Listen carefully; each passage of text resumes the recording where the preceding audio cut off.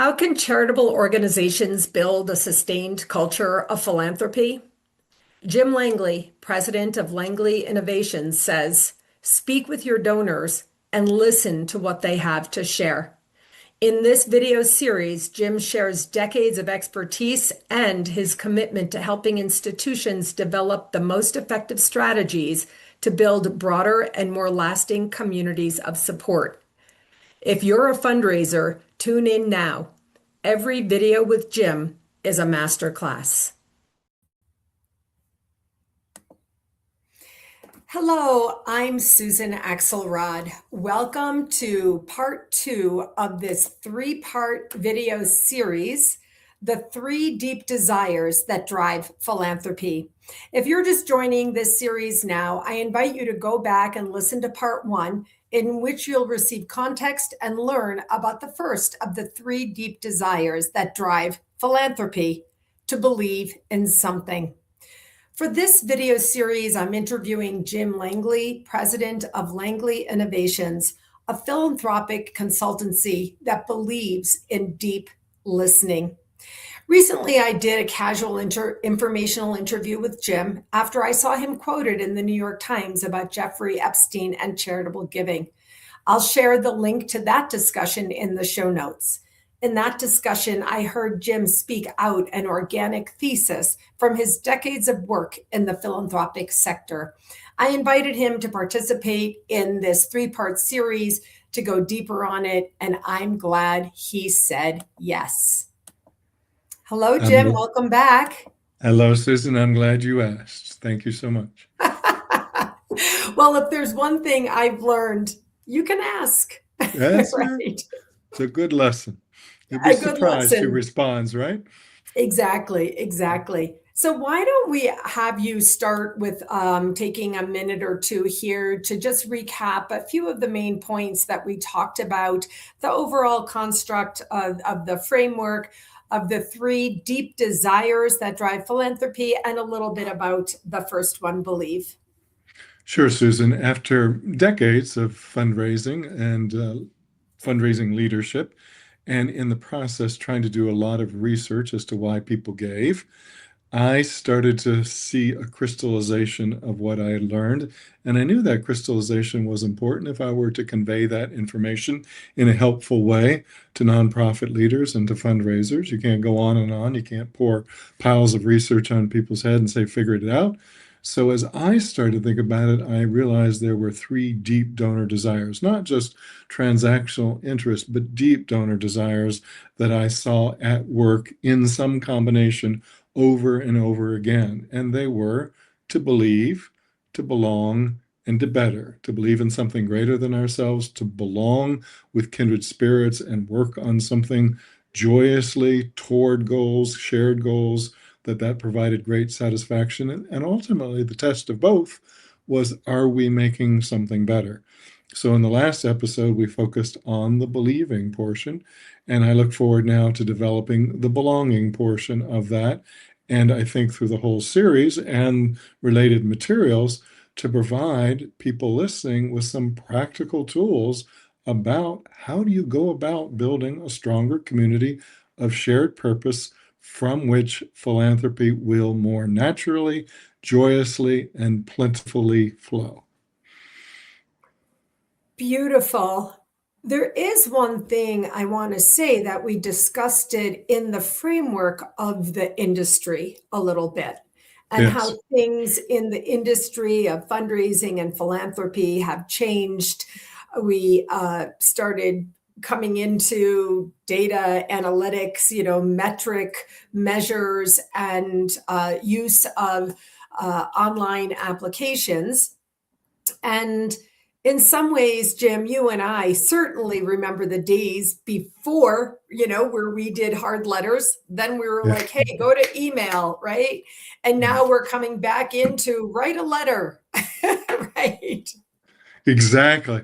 So all those things that we did in the name of efficiency now created something that is valued more than efficiency, and that is the personal touch, the personal outreach, the personal caring in the form of a handwritten note, as old as language itself.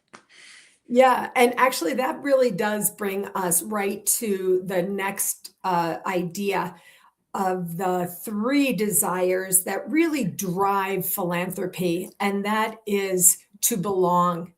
And I've heard you say, Jim, that one of the things is that this is a desire that we in the institutional setting sometimes forget. And also, kind of, you have real research to show that. So, why don't you share a bit about why this desire is so important and how we sometimes in the institutional world forget about this one in particular? It's incredibly important, Susan, and there's all kinds of evidence, not just the research and I've done and the experience I have, but I can cite other sources and will in just a minute. So, what we've learned by listening to donors is they want to be more than a donor. They don't like being treated in a one-dimensional way. Oh, you're a donor to be thanked to receive a report. That there was something deeper that they were looking for in their giving, and that was to not only believe in an organization, but belong to it. Well, what does that mean? It means to be a part of an organization in such a way where you feel as if you matter and the powers that be recognize how much you matter. But more importantly, like the church, like the synagogue, like other kinds of metaphors, is what you really want to do is to be in community, in congregation with kindred spirits. And we didn't understand the power of that. The donors like being around other donors, and donors like being around doers within the organization and people who deliver on mission. They like to be a part of it. So just sending a check or a credit card payment, over the transom or through virtual means was leaving a deeper desire unmet, unrequited. And to our peril, we've ignored that for too long. And that's, I believe, one of the major reasons, and the evidence will show why we're seeing donor attrition. Why does somebody give once and then we turn around and lose 4 out of 5? Because we didn't respond to that desire. Now, the evidence is abundant above and beyond what I've been able to gather. Actually, years ago, Penelope Burke, who's done mood of donor surveys for decades and decades, Donor focused fundraising. who I've Yeah. learned a lot from, said, be careful about the size of the donor community you grow, because you may not be able to attend to all the donors as you try to drive up the volume of giving. And you may miss the essential ingredient, which is putting donors together with donors, that they enjoy one another's company because there's shared values and shared purposes. So donors love hearing why other donors gave. Loyal donors like hearing the story of other loyal donors. Planned giving donors who are leaving a state love to hear why other people are leaving estates, and they like to be in conversation with them, not only hear about it. So anytime we bring them together, we make them feel as if they are in community with kindred spirits working toward common ends, and they feed off of each other's purposes and each other's energy. So in denying that, we've then left resources on the shelf or watched giving become much more transient than it should be. But then to flash forward, as we come to better understand younger generations, Yeah. those that are younger than baby boomers, we're hearing something very similar, but they might put it more bluntly. Well, don't come to me and make giving a prerequisite of belonging. No, first give me something to do. Let me work with interesting peers. And together we will then formulate what we want to give to. In many cases, Susan, they're making it a stipulation. Yeah. Bring me in, treat me like an adult, give me something to work on. If I start to believe in the purposes of this organization, if you allow me to work with interesting peers, I will then consider giving. So they're saying, you've put the cart before the horse. And we're seeing corroborations of that from other sources across the board, powerful donors. One of whom, household word, you would all know his name, looked me right in the eye and said, if your CEO really wants my support, he'll come up here, New York City, put me around the table with other CEOs that I can learn from and respect, and tell us the God's honest truth about how we can help get him to a better place.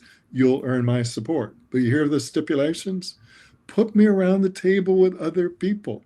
I can Mm. respect and support, that I can learn from. This is one of the most powerful people in the field of finance, wants to learn from other people. I've heard this from alumni, Susan, in organizing activities around the world. Why would you want to be a part of it? What will bring you here? And from research we've done, we want to continue to learn, they say, and we want to interact with interesting peers.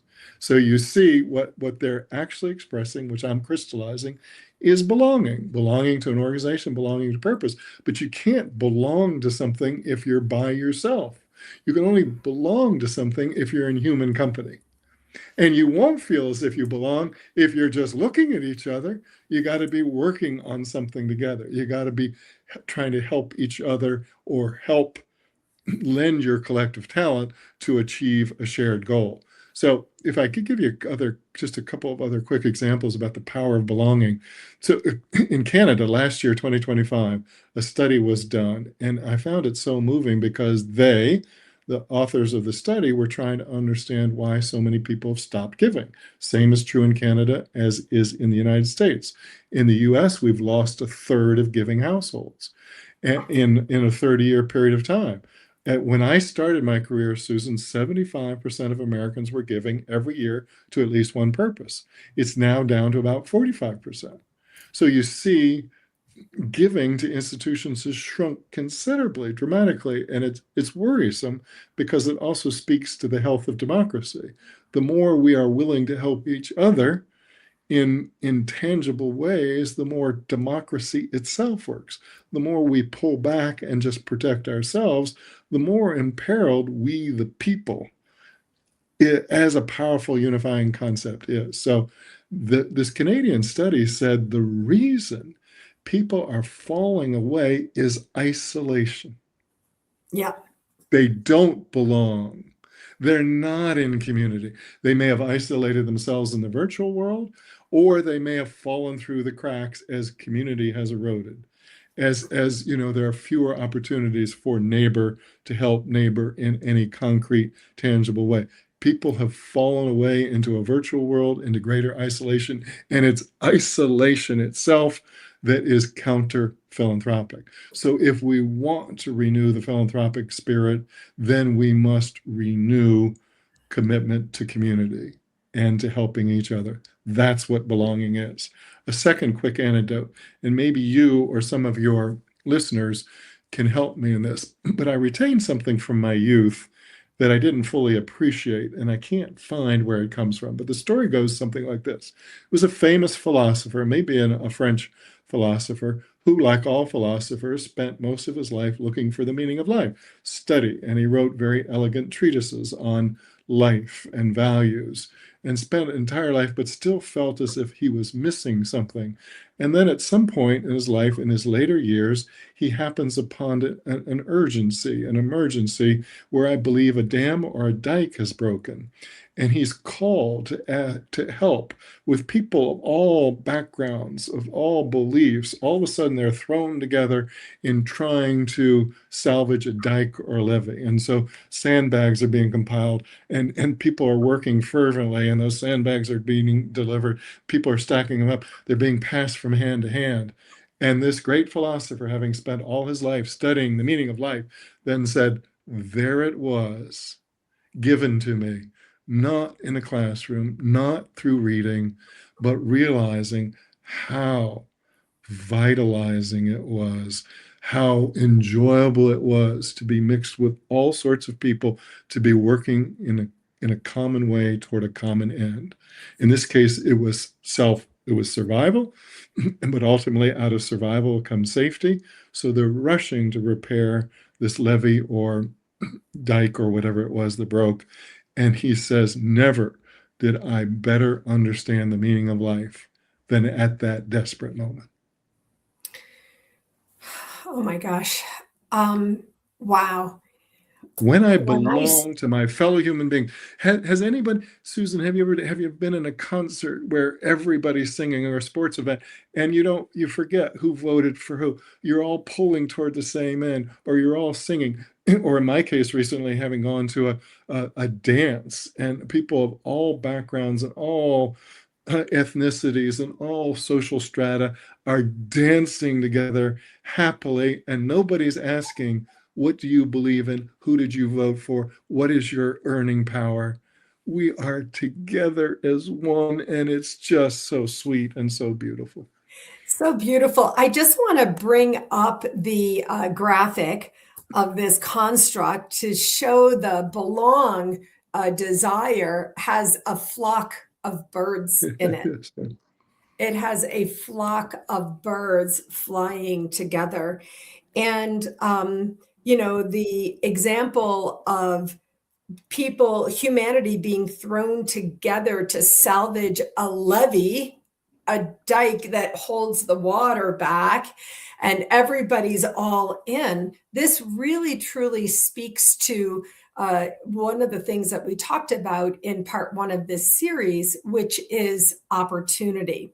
Yes. Some of the things that you described, you even said the actual words people want to be, I wrote it down, in community, in congregation with kindred spirits. Well, another Yes. thing that we know that's happening is organized religion is not falling apart, but there's Yeah, not as many people, that's right. especially in younger generations, and even older generations are leaving Yes. organized religion. Yes. And listening to you here, it comes up for me quite explicitly that that is a opportunity for nonprofit institutions to capture those people who formerly were in a formal organized structure of congregation, and that you can actually capture them and offer them community. And that brings up the question for the development officer, the fundraiser, the nonprofit CEO. We talked in our last video about the leaders. What does it actually look like to build belonging inside an organization? You clearly articulated how needed it is, and the opportunity is ripe. What does this look like? Oh, Susan, you made so many good points in a few sentences that, as attraction to faith ebbs, and it is, and what does that tell us? That those purposes that once were widely shared are not so widely shared. And so people start to look elsewhere, but they still have this desire to believe and belong if nonprofits will only capture that and give them the value system and show them how values can be transferred by giving to and through an organization, and how you can belong to a nonprofit as you belong to a congregation or a church or a synagogue. In the same way, you come together inspired by a common set of beliefs and provide support for each other through thick and thin, right? So what organizations have to do at a very elementary level, above and beyond what we talked about in the survey in the last segment, is actually start to find more ways to put donors together physically and virtually in town halls or focus groups or some sort of mediated discussion to talk about what we have in common. So, for instance, Susan, just take, arts organizations are struggling for support. Yeah. And you go, all right, so maybe what you could do is tap into community. I'm working with one of those arts organizations. And you say, what's interesting about music, and this was learned by I believe, the San Francisco Symphony Orchestra more than a decade ago. The reason that people go to, when you try to understand why do people go to a symphony, and nobody gives to a symphony if they don't go to one, right? Nobody wakes up one morning and says, I'm going to give to the symphony I've never been to or never heard. Why do people, what's the greatest motivation? Having played an instrument as a child. Oh, It's oh, a oh, oh. shared, it's a shared experience. So if you even tootled on a flute or strummed a banjo or tried your hand at a guitar or screeched on a violin, you got some appreciation for what it takes to make those beautiful sounds come out of there. It isn't easy, right? And you then admire the person who does that so beautifully. But you see, you're bringing in a body of experience. So if I'm coaching an arts organization, what you got to do is, before the performance or after the performance, go out with a circulating microphone and say, Tell us about your first musical experience. Oh Tell my us about God. your goosebump moments in music. Tell us about your epiphany in music. Tell us if you had to preserve one memory, musical memory that will be forever with you, or one lyric that you can't get out of your head. What you see, all of a sudden, you take this one way of being, we perform, you applaud, and you start to create community. I hope that makes sense to everyone. Oh Break my the gosh. veil, pierce the veil, and start saying, why are you here? What was your experience in this field? Why do you care about art? Why do you care about science? When in your childhood did you then realize science or math or what? It doesn't matter, Susan.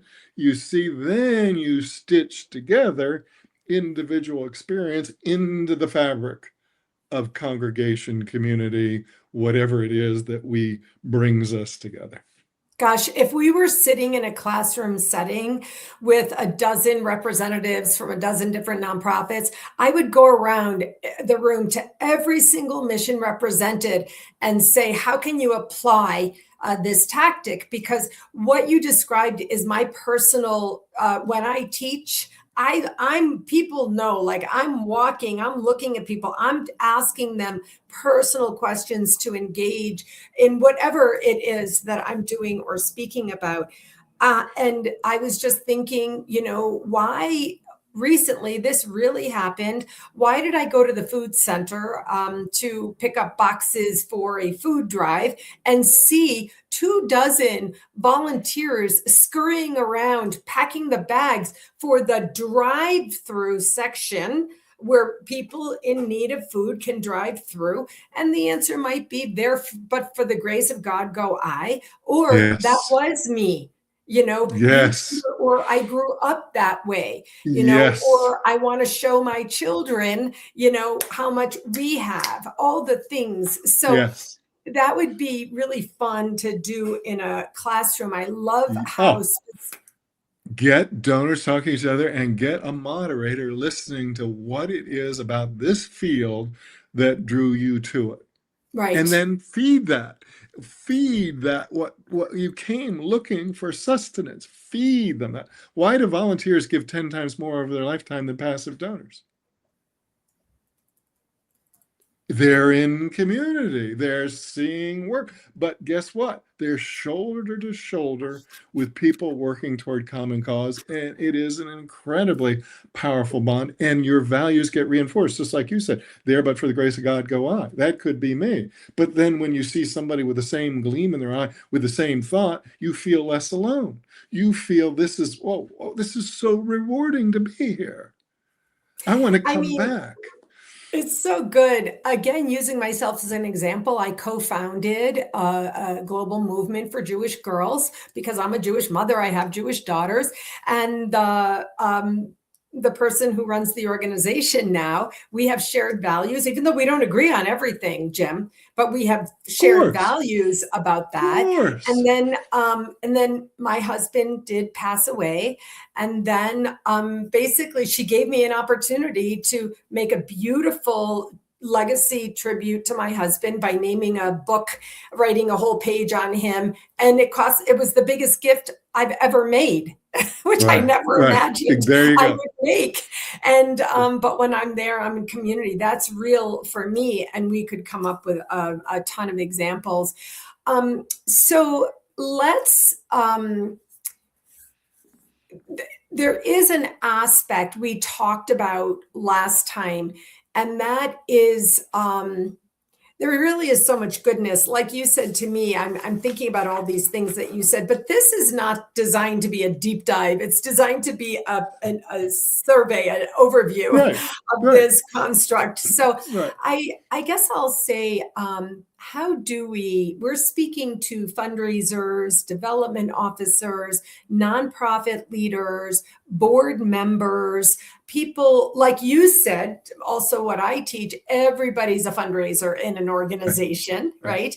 right? So program people who work, and some of them are still relying on these old methods of leadership, of metrics rather. And some of this work is long, Jim. Some of this Yes. work takes time that we see over time. To use myself, I should say, I was involved with this organization for more than a decade before I made that big gift for There me. you go. There you Right. go. And I think that is a part of it. I love the idea of getting them talking, then feed it. I want to just talk a little bit about the keeping donors in your space. We call it Yeah. loyalty Yes. and that belonging, and how leadership does kind of need to value that. Do you know what I'm Yes. saying? Leadership I needs do. to value time. It does. I think what ails philanthropy and therefore is being echoed in fundraising and the ever greater struggles in fundraising is the disaggregation of communities. We broke it down in parts. We took something for granted and then we focused, on the harvesting of support. We focused on the mechanics. We focused on all these technical aspects, right? And we started to miss community itself. We got so much into the trees that we lost the forest, the trees of raising more money this year, the next year, of these short-term metrical goals. We missed what is this whole thing about, right? And so how do you reorient every part of it as you say, let's all step back and get out of this technical execution, which at some point is important, but it's a little bit like rowing madly in a boat, but going in the wrong direction, right? So we Mm. just keep working harder, but we're not getting closer to the shore that we wish to be, right? Where we wish to be. So we just work harder and harder. Where are we going and what will it take to get there? And then we'll start to see that we must start to rebuild community and foster a sense of belonging. And then say that has to be done relationship by relationship. In many cases, surveys will help, conversations will help, but there it lies. What is the bond in every enduring relationship must be better understood. And what makes any relationship vital is listening, responding, and committing to something together, even when we disagree, even when we're not the exact same people. We come together and say, but there is something in this union that is so valuable. Let's resolve to work together for a long period of time, right? This is and relationships then become the framework for neighborhoods and communities and society itself. You have to take it back to this organic level. So I think we've lost sight of so many important issues, Susan, which you touched on before. But let's remember, while neither of us disparage metrics or Right. goals or any of those things that or technology, neither one of us do, but in this new world of technology and more disciplined fundraising, we have seen higher rates of donor attrition than ever before, the greater loss of donors, and growing donor dissatisfaction. So, what was all that about?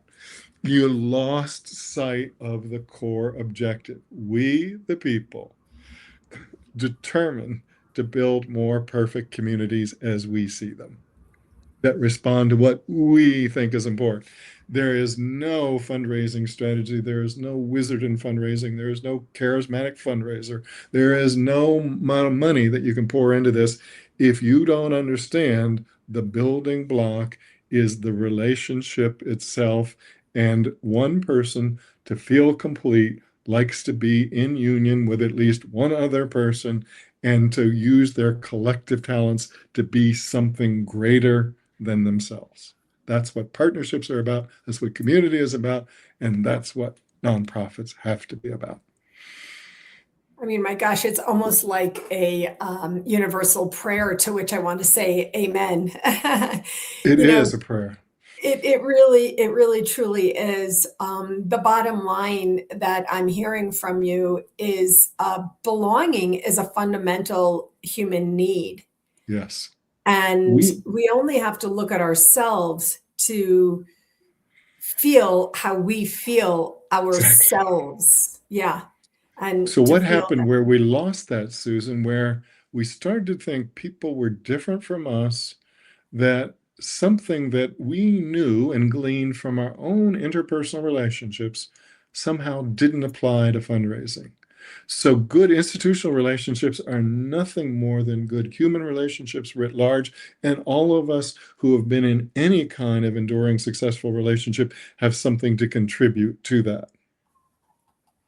But it's Yeah, about shared purposes. yeah, absolutely. This is such a beautiful part of this three-part construct of three deep desires. It's not three deep tools. It's not three deep graphics. It's not like, it's like desires. And Yeah. that's where I want to leave it here today is especially, well, with all of them really, the deep desire of belonging is as simple as a nonprofit leader who might have heard this. It might have been shared with them by one of their team members, or their brother who knows what they do and what they're struggling with, to ask herself or himself or themselves, how do we create belonging with our donors? It's reciprocal, it's shared. How do we do this? Is it possible? Open with curiosity and imagine the possibility that it could be possible if you seek it out, right? Amen. Yeah, amen. Exactly. Well, Jim, thanks again for your time. Let's just quickly remind people of the survey instrument that you have, the Donor Satisfaction Survey, and just put it in the context of how these questions can help an organization kind of suss out this feeling of belonging. Well, Susan was instrumental in putting this survey together, and it's a wonderful tool. It's a simple survey. You can either administer it interpersonally, as in an interview, which would be ideal, but you could issue it as a donor satisfaction survey. It's only has a few questions, and it gets right to the heart of the matter. How strongly do you believe in this organization, its leadership, etc., on a scale of 1 to 5, 1 to 10, whatever you want to do? How strongly do you feel as if you belong, you matter, on a scale of 1 to 5 to 1 to 10? How strongly do you believe that by giving to and through the organization, you're making the world better, the community better, or whatever the cause is? So this simple survey is easy to take. It's complimentary. Donor goes, oh my goodness, they care enough to check in with me and see how strongly I believe, belong, and feel as if we're making something better. It's complimentary. It makes them feel as if they belong just by the administering of the survey.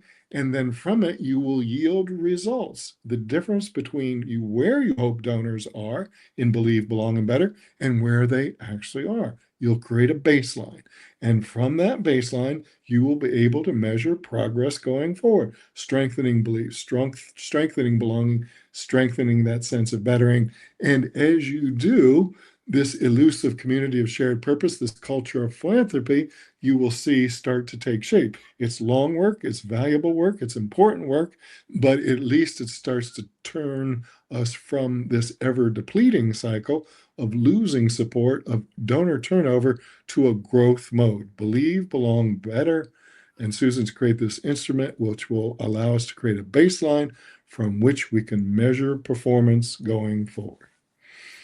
Beautiful. So we'll bring it to a close here, but I invite people to come back for part 3 of this video series, in which we're going to talk about to better something. People want to be a part of bettering something. And boy, if we haven't talked about opportunity to better, I don't know what we've done here today, Jim.